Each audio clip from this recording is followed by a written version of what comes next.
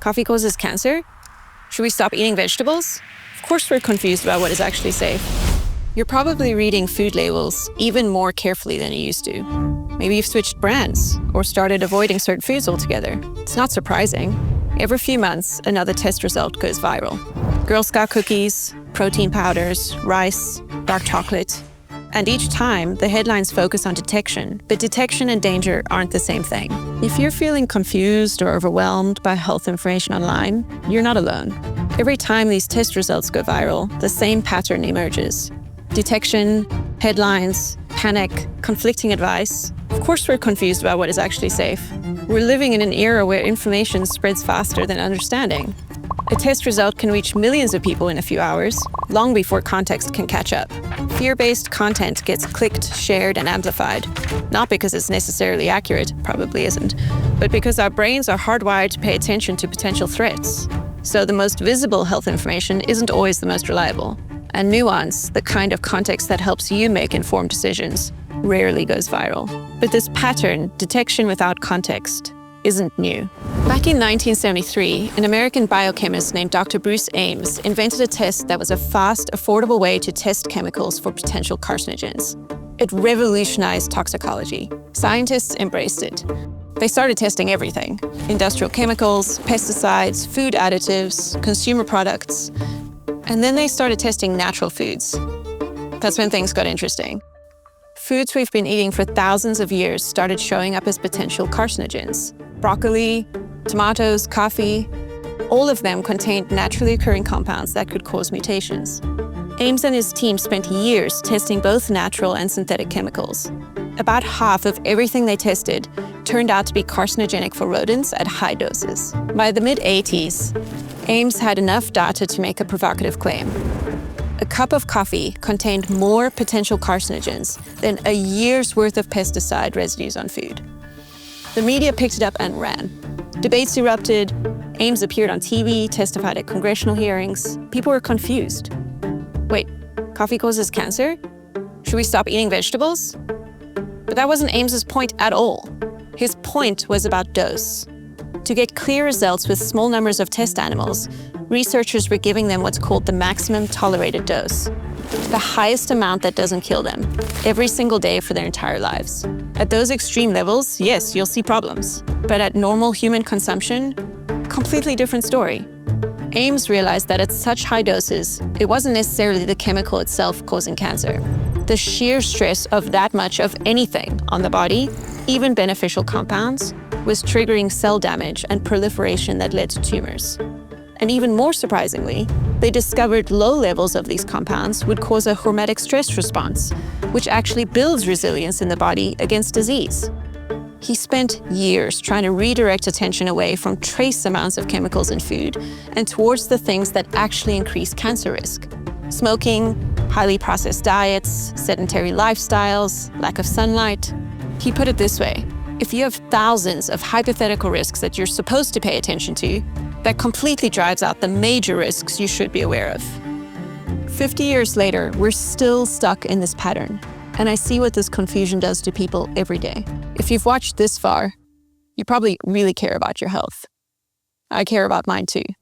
My name is Sharon Green, and I've been with Elements since before we even had a name for the company.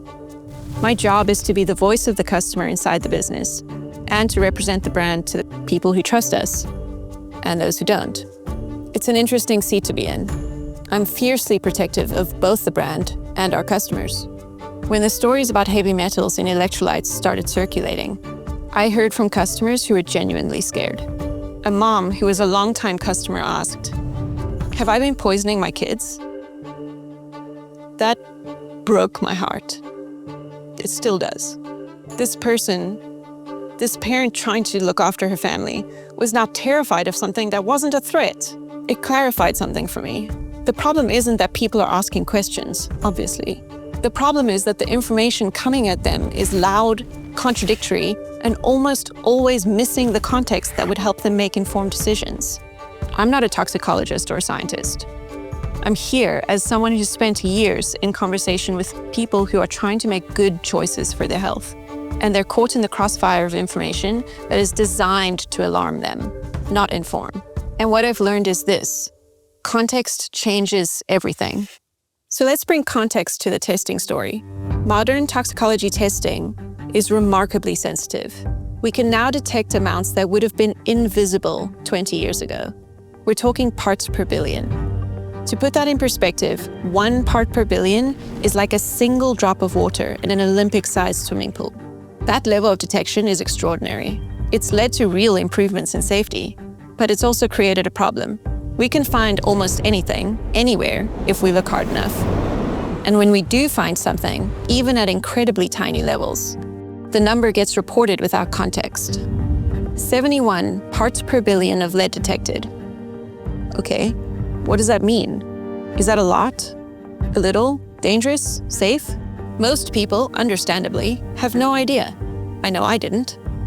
Because parts per billion doesn't tell you anything useful on its own. What you need to know is, how much am I consuming?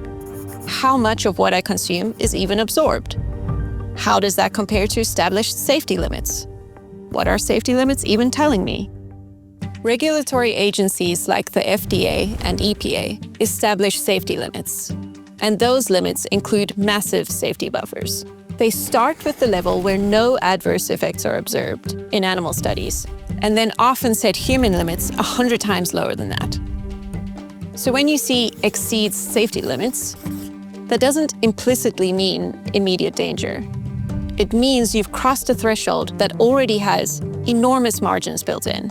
California's Prop 65 takes us even further. Some might say too far.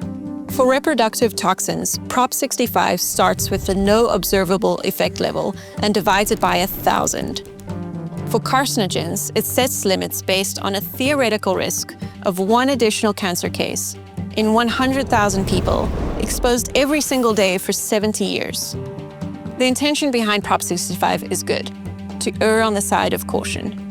But when the bar is set that low, it creates a different problem. It becomes difficult to distinguish between actual hazards and background noise.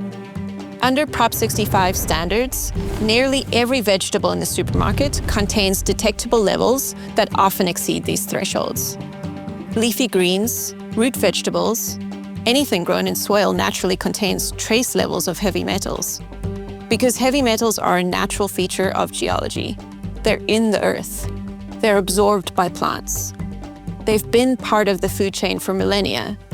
The question isn't whether trace metals are present. The question is, at what level do they pose a risk?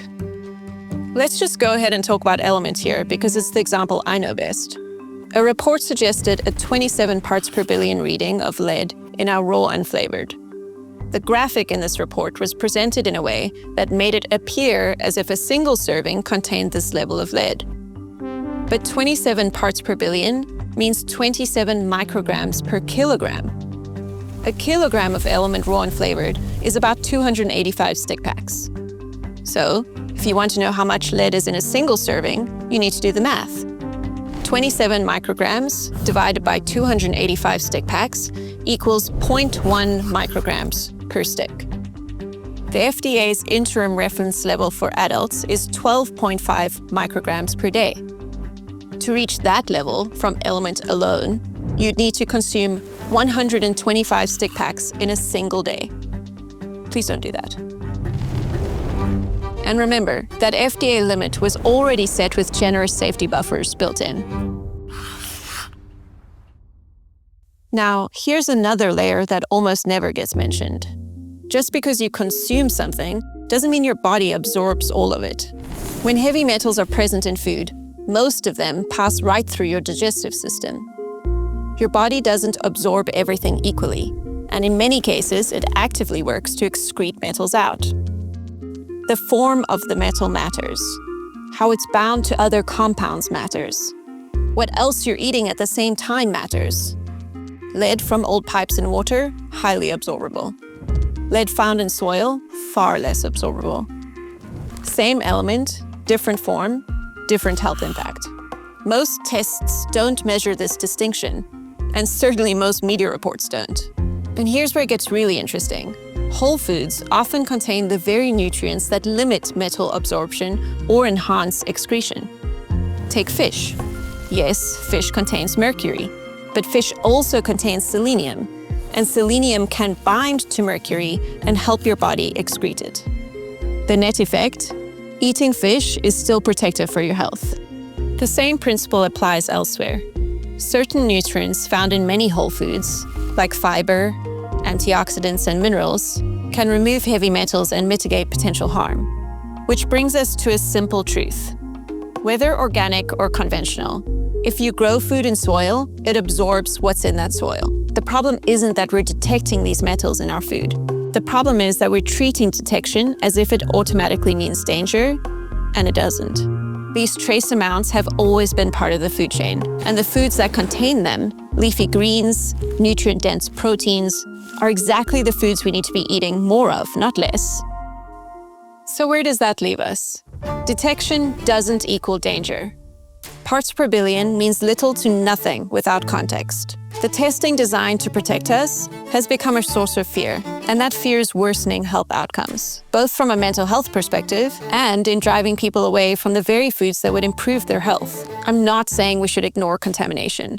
Testing matters, as does applying rigor to get an accurate understanding of test results. Dr. Ames said it 50 years ago. If you're focused on thousands of hypothetical risks, you lose sight of the ones that matter. So here's what does matter. Eat whole foods. Get outside. Move your body. Sleep well. Build community. Don't let fear of trace amounts keep you from what your body needs. Like I said, context changes everything. Put health in your hands and stay salty.